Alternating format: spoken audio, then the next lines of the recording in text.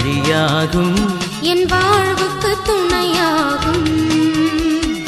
அரணும் நீயே, கோட்டையும் நீயே, அன்பனும் நீயே, நண்பனும் நீயே, இறைவனும் நீயே.